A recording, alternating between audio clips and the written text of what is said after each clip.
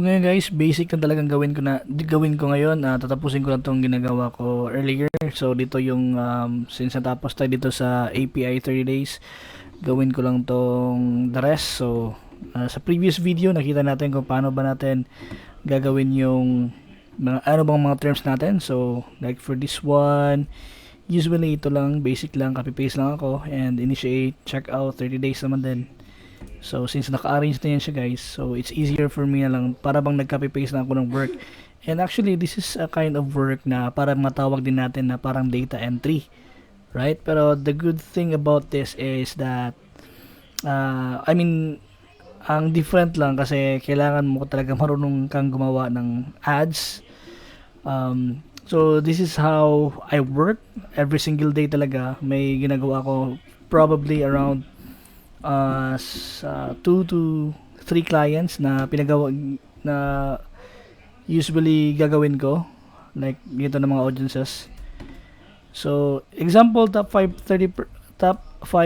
sa 30 days. So basic lang din guys. So sa nakita natin na terms before, so ito yung mangyayari. So visitors by time spent, and then top 5% and then 30 days. So yan lang guys. So very basic lang yung gagawin ko. And parang part 2 lang to on how to make a custom audience, okay? So 30 days.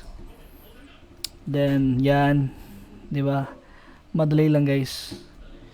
So ito ginagawa ko to para may idea lang kayo kung ano ba ang mga jobs ng isang Facebook ads freelancer. So ito yun siya guys. One of the work ng freelancers is ganito, ay pagiging Facebook ads freelancers. So AWV means all website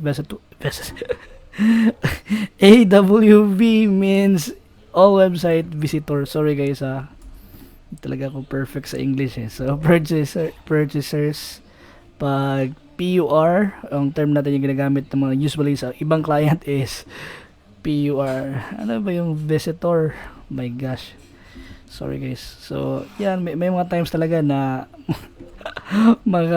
may mga mispronunciations talaga. So, example dito guys, may ATC na siya, 7 days. So, all you need to do is lagyan mo lang yung date ng 7 days. Lagyan mo lang days ATC 7 days. Yan, 7 days. Yun, boom. Since yan. So, API 7 days naman. Basically, ang change mo lang talaga is yung number of days lang talaga. So, okay. So, part 2 lang ito guys ng custom audience natin. Para may idea kayo kung ano bang yun, mga work ko ginagawa for for many years already. Like I said, I've been a Facebook ads freelancer for maybe 5 to 6 years already. So, ito din yung na mga busy talaga ng mga work, especially when it comes to custom audiences.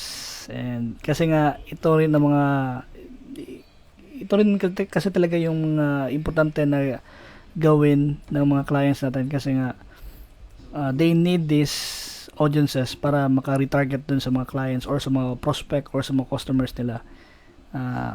They need to identify these people, like sino ba yung nag-view cart, sino ba yung nag-add to cart, sino ba yung nag-purchase, sino ba yung nag-page view, sino ba yung nag-initiate checkout, o sino ba yung nag-add payment information. So, explain ko lang din guys, yung page view is, ito yung example, sa website ka, pumunta ka sa website nila, makonsider yan sila na page view, okay? Yung ATC means add to cart, right? Ang API meaning add payment information, ito yung sila guys na nakaabot sa checkout talaga, like nilagay yung mga name, nilagay yung address, nilagay nila yung phone numbers nila, or nilagay nila yung emails nila. Yun ang mga example na mga matatarget natin sa using API. Okay, so yan, para may idea kayo.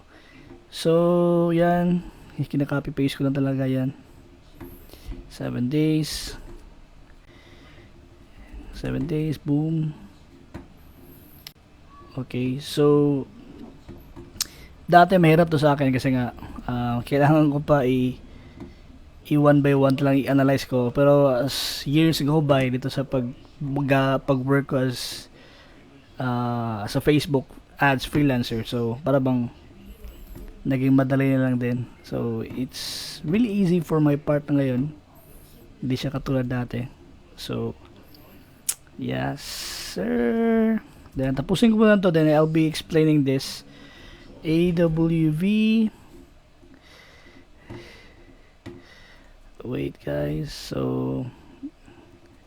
So after dito, guys, if you know how to make this sa mga custom audiences, you can add this naman sa skills nyo dun sa portfolio or sa resume nyo. So, lagay nyo doon na marunong kang gumawa ng custom audiences. Pwede mo rin gawin na para bang gig mo sa Fiverr. Right? So, yan, may idea na kayo kung paano ba natin. So, yung purchases natin is purchase. Pwede natin i-type dyan, right? And 7 days. Okay, that's it. So, last one, top 25% na nakalagay dyan 180 days. Kasi may mga strategy din behind that, guys.